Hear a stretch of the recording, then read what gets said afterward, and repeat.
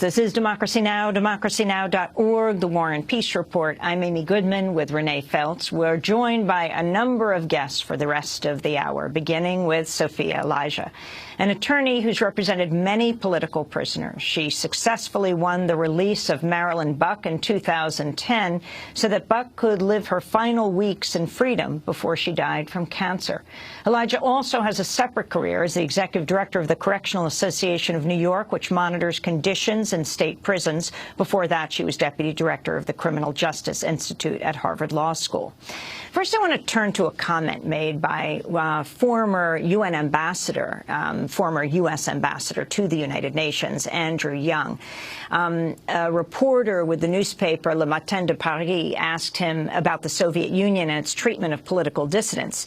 Young famously raised the issue of such prisoners here in the United States. He said, quote, "We still have hundreds of people that I would categorize as political prisoners in our prisons." This in reference to jailed civil rights and anti-war protesters. Sophia Elijah, define political prisoners for us to begin as we move on with this discussion. Certainly, Amy. Political prisoners are defined internationally as people who are incarcerated both for their political activities and their political views. Some here in the U.S. have expanded the definition a bit to include people who went to prison for social crimes and who became politicized inside, and then their treatment, such as their continued denial of release for parole, was tied to their acquired political beliefs. Tell us about what happened with Marilyn Buck and who she was and how you got her out of prison in 2010. Certainly. Marilyn had been labeled by the FBI as the sole white member of the Black Liberation Army and was originally from Texas, became politicized in the Bay Area of California, and was ultimately sentenced to 40 years of incarceration. During the time that she was incarcerated, she helped many women with in translation because she was a very skilled Spanish translator, but ultimately she was diagnosed with terminal cancer. She was a victim, as many people who are incarcerated, of medical neglect, and her possibility of being released before she died was decreasing, and so I pulled all the stops and went really behind the scenes and ultimately was successful in getting her released just 21 days before she died. And I want to talk a little bit more about that process, but first I want to get into the mindset of who Marilyn Buck was and the time and place in which she was originally sent to prison. This is Marilyn Buck speaking from prison during an interview in 1989. This is an interview with members of resistance in Brooklyn, and she describes how she came to get involved in the Black liberation struggle. I came of age in a period of revolution, when armed struggle was being successfully employed by the Vietnamese, that revolution was in Latin America. Che Guevara was struggling in Bolivia, along with many other people whose names we know and we don't know, men and women. And one of the things that I learned from that was that I really believed in the question of 2, 3, many Vietnams. And the Black liberation struggle was really beginning to flower in this country, being able to assert itself. The question of not only self-defense, but being able to fight back and being able to take on the state in certain kinds of way. From a mass, not organized level of insurrections in Detroit, in Watts, in Chicago, in Newark, to more organized forms of struggle. And one of the things that really impressed me was when I met young men and women from the Black Panther Party, and the kind of being in this organization and fighting for the liberation of their people and not having the fear, having the moral courage, the physical courage, and the knowledge of that this was the right and just way to go forward impressed me a lot. And I believed that if I supported this process, that I had to be willing to be able to engage in that. That was Marilyn Buck speaking in 1989 from prison.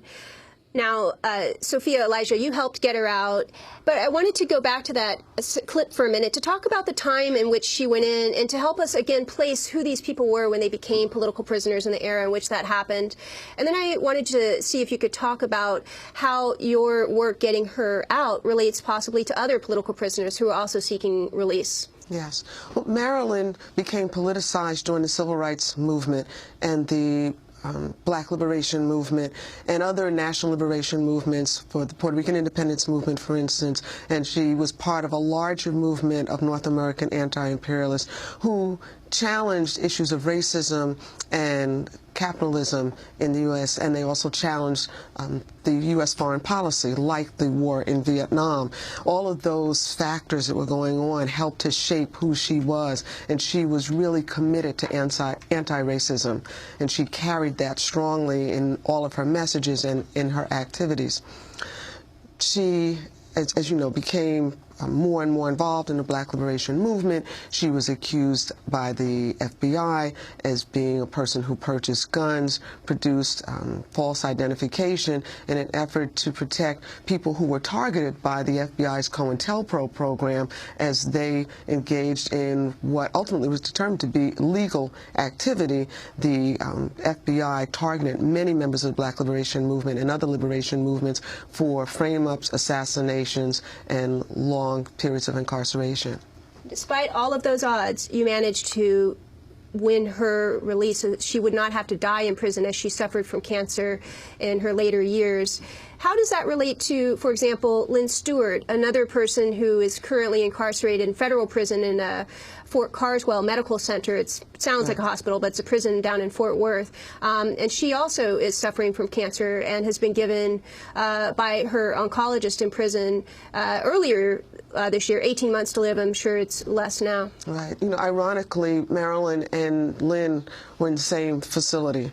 And Lynn, who actually clerked for in my early years as a lawyer, has, as you said, been diagnosed and is having a really difficult time getting the federal government Bureau of Prisons to release her.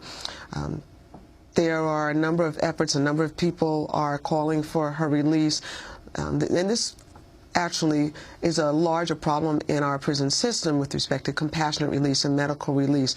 Far too many people are suffering from medical neglect in facilities, and our prison system and our society is not compassionate when it comes to how these people should be handled and not providing opportunities for them to be released. Just a few months ago, I had a chance to interview the renowned attorney and law professor Michael Tiger, who represented attorney Lynn Stewart in 2010 when she was sentenced to 10 years in prison for releasing a press statement from her client, Sheikh Omar Abdulrahman, to his followers in Egypt. This is what Michael Tiger said. The history of Egypt since Lynn's case shows us that this prosecution was nonsense. To base a prosecution involving releasing rhetoric about whether or not there should be a ceasefire between the Islamic and non-Islamist forces in Egypt, that speech, whether there should be a prosecution about that and label it terrorism, is just nonsense. It's nonsense because the speech in question cannot possibly be said to have had any adverse effect or to contribute to any adverse effect. Sure, the rhetoric that surrounded it all, none of which was by Lynn, is pretty inflammatory. But we've seen what's happened in Egypt, and we've seen how the United States has once again screwed up by these kinds of interventions into the Middle East, where every European power has poured blood and treasure for more than 1,000 years, and not a single one of those efforts has succeeded. So in terms of history, law and history really do need to get in touch with one another and to understand themselves. There have been iconic trials that have been reflected historical understanding. Nuremberg was one of them. And the trial of Papon, the French collaborator, was one of them. But this one was not. And And the second thing was... Can you explain what Lynn was charged with? Lynn was charged with having released to the media a statement by Sheikh Abdulrahman which asked for a reconsideration, not an ending, of the truce between Islamist and non-Islamist forces in Egypt under the repressive regime of Hosni Mubarak. Full stop. That's it. And explain what was wrong with what the government saw was wrong with what Lynn Stewart, the attorney, Lynn Stewart was the blind Sheikh's attorney. They said, well, she had signed a paper agreeing that she wasn't, that under a special administrative measure, they were not going to, that she would not release anything that the Sheikh said to the media. The so-called SAM, special administrative measures. Now, Lynn took the position, and the jury didn't agree with her, but her position was that every other lawyer that was involved in the case had thought that these administrative measures didn't apply to disseminating political speech type information that could lead to a good result for the Sheikh in terms perhaps of getting him transferred to Egypt. And in fact, as Ramsey Clark said in a letter at sentencing, the former U.S. Attorney General. Former Attorney General, he, on behalf of Sheikh Abdulrahman, he being the person that had talked Lynn Stewart into getting into the case, had done far more in terms of getting the Sheikh's words out there and sharing them with people. That's renowned defense attorney Michael Tiger speaking about his former client, Lynn Stewart, now 73 years old. Lynn Stewart's dying from cancer in a Texas prison. Earlier this year, her treating physician in prison has estimated her life expectancy at less than 18 months. The Federal Bureau of Prisons so far has denied Stewart's request for early release. Denial her lawyers are appealing. And, Renee, you got the latest on Friday in this case. I spoke with Lynn's attorney, Bob Boyle, and he reminded me that she received a denial of her compassionate release request earlier this year on August 9th, and they've submitted a new one, which was approved at the facility level where she is at Fort Carswell, but has since sat languishing in Washington, D.C. So as people inquire about her health, her attorney says she's getting much weaker day by day, not in a good condition. It's hard for her, it's hard on her family, and people are waiting for the Bureau of Prisons and the Department of Justice to take the next step here. I wanted to bring in Jihad Abdulmumit, national chairperson for the Jericho Movement, joined the Black Panther Party as a teenager, served 23 years in prison for convictions related to 2 bank robberies while he was a member of the Black Liberation Army. He's speaking to us from Richmond, Virginia. How many political prisoners would you say there are around the country, Jihad? Good morning, Amy and listeners. Jericho list has 66 prisoners. These particular political prisoners have been members of different liberation movements in the past, legitimate struggles against the capitalist system at that particular time.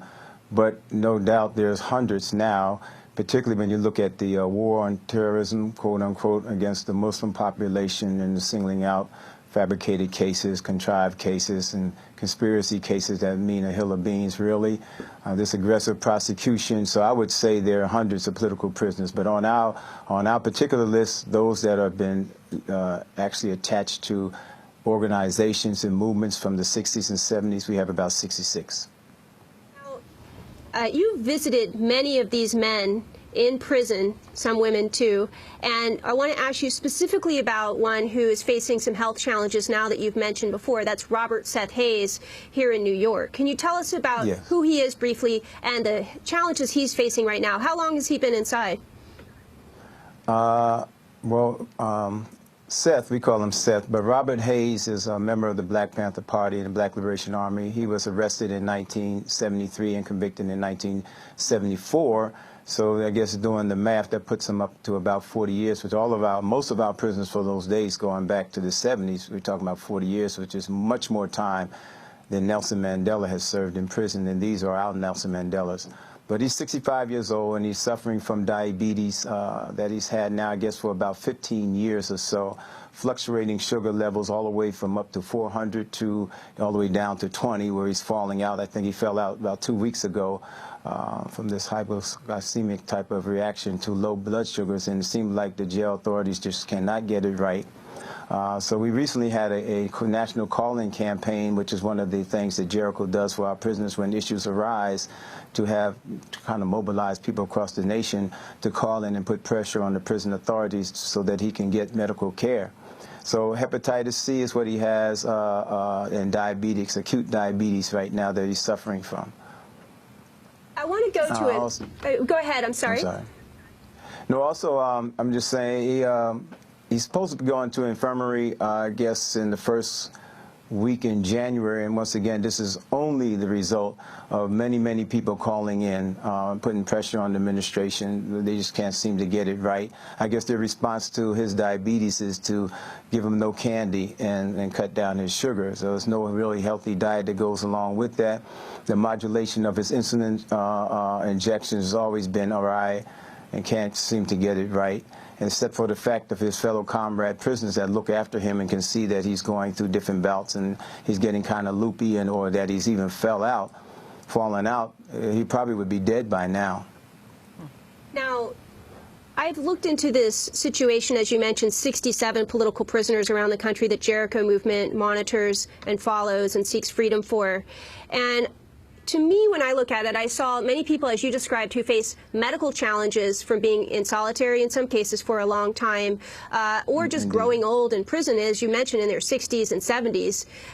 But there's also people who suffer greatly from being held in solitary confinement for decades. Things like problems with their eyesight from not having much access to natural light. And we've covered one person who suffered from that, in particular here on the show, who passed away earlier this year. That's Herman Wallace, a member of the Angola Three. He was released from prison in Louisiana after serving nearly 42 years in solitary confinement, longer than any other prisoner in the United States. In this clip, in Herman Wallace's own words, he described before he passed away the impact of solitary confinement on his body. This is a clip from the film Herman's House.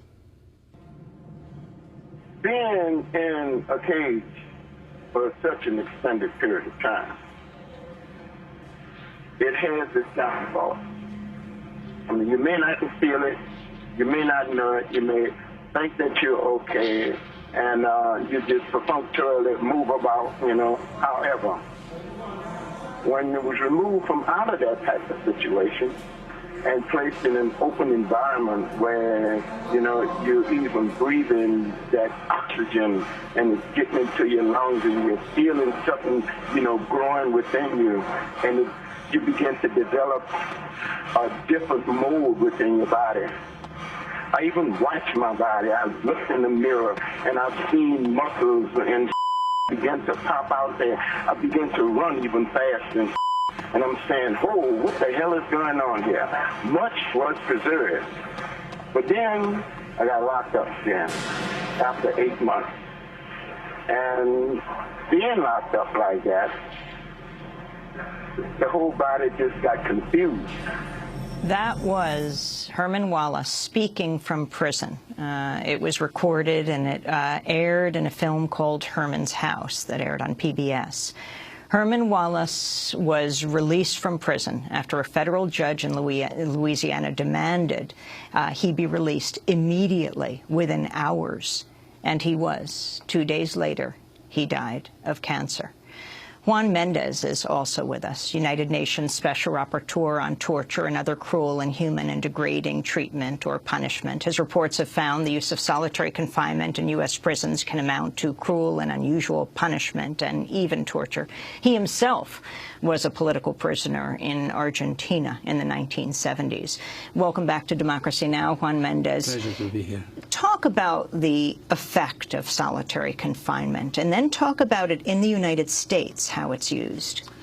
Well, the medical literature is pretty strong on the effects of just social isolation on the way the mind operates, and you know, that effect can be as early as 15 days of being subjected to 23 or 24 hours a day of just looking at a wall.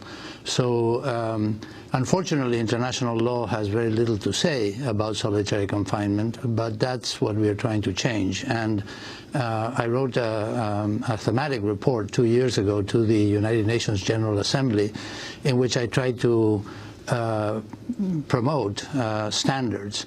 First, prohibiting indefinite solitary confinement, because it goes without saying that the anxiety of not knowing when will it end, just adds to the psychological mistreatment.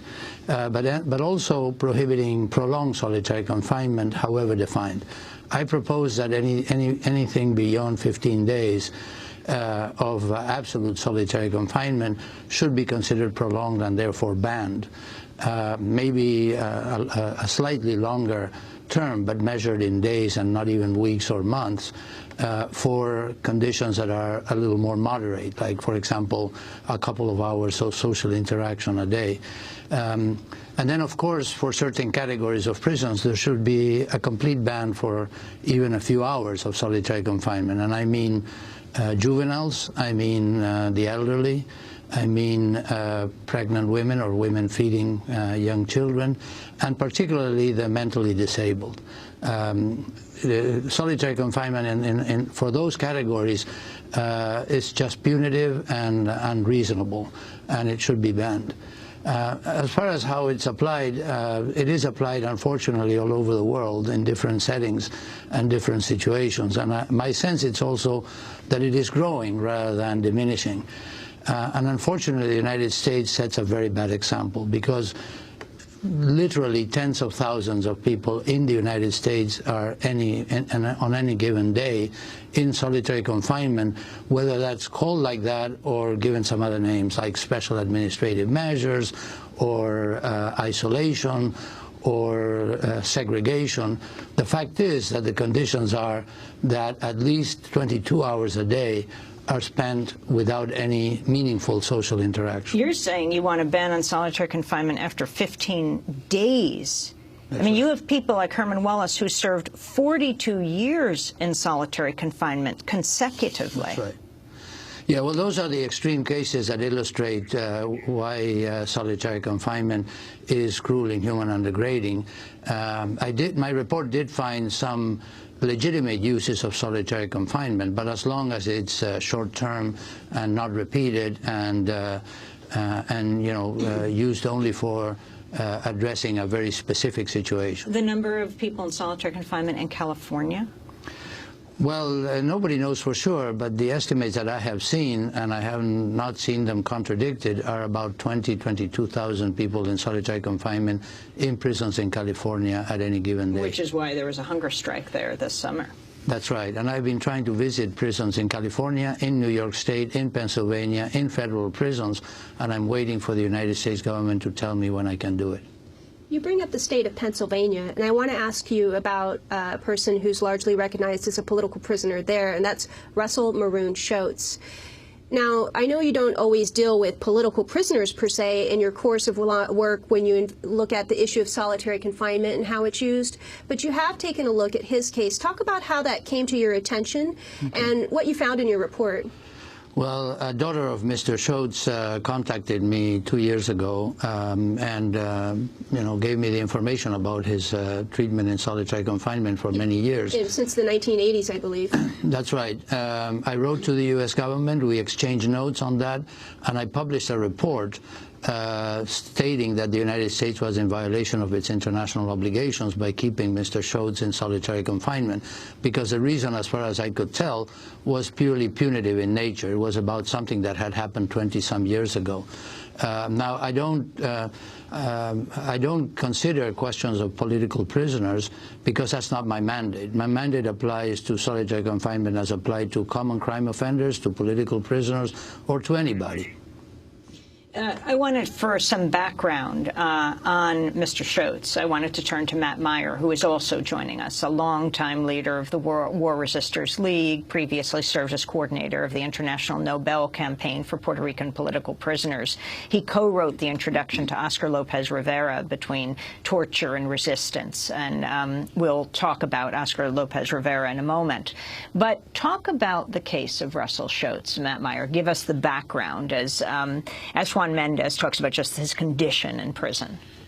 I think it's important for people to realize that despite whatever issues, political or otherwise, related to his conviction, the reason he's in solitary confinement is because he was elected by an official prison-approved body to be the head of this lifers group.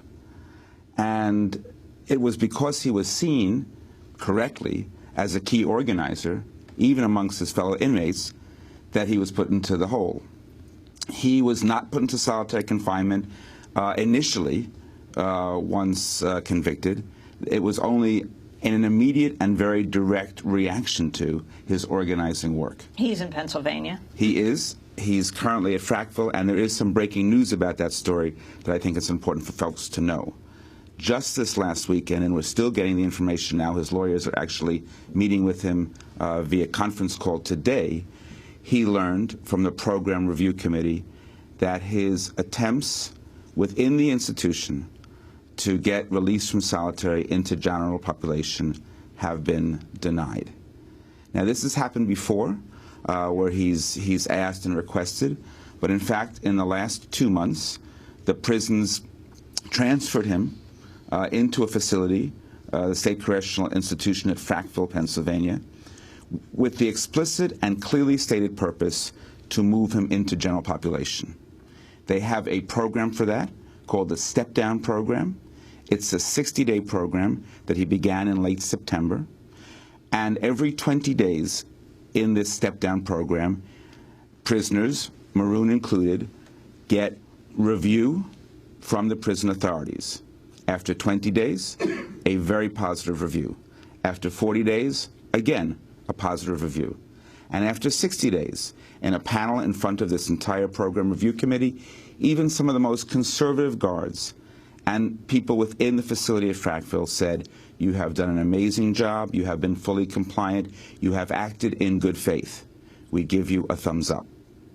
And so now, just on the verge of this holiday season, where people are supposed to be compassionate and thinking about peace on earth and goodwill towards all people, he found out, again, just a day or so ago, that in fact the appeal, the paperwork necessary to move him into general population was being denied. So again, he's been in solitary confinement for? He's been consistently in solitary confinement since 1991. There was so over 21 years. There was a break, actually, because he was in solitary for a few years before that. But it's been consistent 23 hours a day, locked down, 7 days a week since 1991. We're talking well over 20 years. Juan Méndez, you are the UN rapporteur. How do the authorities, from the federal authorities in Washington to the prison authorities, in this case, Frackville, you've looked at many other cases, though, respond to you? Well, in this case, they responded to me that his subjection to solitary confinement was because of his past history of violence and having escaped a prison and committed acts of violence. But those are things that happened way before, sometime in the 80s, I believe. So for me, it was clear that you know, whatever else he might have committed was included in his punishment, and that solitary confinement then becomes strictly a punitive measure. It may well be that Matt is right, that the real reason may have been his organizing, but that's not what the U.S. government told me. What they told me was that it was related to his crimes of violence, and I just don't find that persuasive. I don't find it justifiable. Once you're convicted and sentenced to a prison term, that should be the end of it. There shouldn't be any additional punitive measures, especially not punitive measures that are so cruel and inhuman and degrading as subjecting somebody to complete social isolation for so many hours a day, and many years at that. In a minute, we're going to be talking about how other prisoners more broadly have also sought release and faced challenges and those types of challenges, and how this factors into the astronomical number of aging people behind bars who could eventually die behind bars. But very briefly, Matt Myers, before we go to break, in just a minute, I wanted to ask you about another high-profile political prisoner who's seeking a pardon, Oscar López Rivera. You know, just briefly, we've talked about his case extensively here on the show with you. Briefly, who is he, and what's the situation with his seeking his release? I think the most important thing, especially in the context of a fantastic show like this, and we're excited to have the issue of political prisoners featured so prominently on Democracy Now! Of course, the U.S. government says there are no political prisoners in the U.S., so you can't always take what the U.S. government says on face value. But Oscar López Rivera's case is extremely unique, even in the context of political prisoners, because here's a man who has been in jail along with more than a dozen of his colleagues since the early 1980s, and every single one of his colleagues are out, granted clemency by President Clinton, and his campaign has been signed on for release by the highest levels of international humanitarian and Puerto Rican leadership. The entire nation of Puerto Rico is united in calling for Oscar's release. The president of the Puerto Rican Senate has called for it, of course, Archbishop Desmond Tutu, the Nobel Peace Prize laureate, as well as others. Now, he was also included in the clemency that President Clinton gave, but he refused because two other Puerto Rican activists were not being freed at that time, who have since been freed. Exactly. And he's still in jail. Exactly. And so, again, there are no reasons, except for punitive ones, for him to still be behind bars. And, of course, his issue for clemency has come up again and again and again. It's before President Obama now? It is indeed. And it's not even just the Nobel laureates that I've worked with directly. And, of course, we see them monitoring a number of political prisoners' cases, Archbishop Tutu monitoring the case of Maroon. But in Oscar's case, political activists in the parties that are closely associated with the Republican Party, with the Democratic Party, independentistas, across the political spectrum. When I was last in Puerto Rico, Catholic Archbishop Gonzalo Nieves, the head of the Catholic Church, was strongly in favor of his release. And we just had a statement a week ago from the leadership of the United Church of Christ about their affirmation of the need for his release immediately. Well, when we come back, we're going to look at the issue of how many people are seeking release from prison and the challenges they face. So many political prisoners to talk about, as we've mentioned. I encourage people to go to our website, democracynow.org, to see our past coverage of Oscar López Rivera and others in much greater detail. We'll be back in a minute. I'm Amy Goodman. Thanks so much for watching this report from Democracy Now!, your daily, independent, global grassroots news hour. We don't accept advertising or corporate funding, but rather rely on donations from viewers like you. Please make your contribution by visiting democracynow.org today. We need your support today to keep bringing you this hard-hitting, in-depth reporting.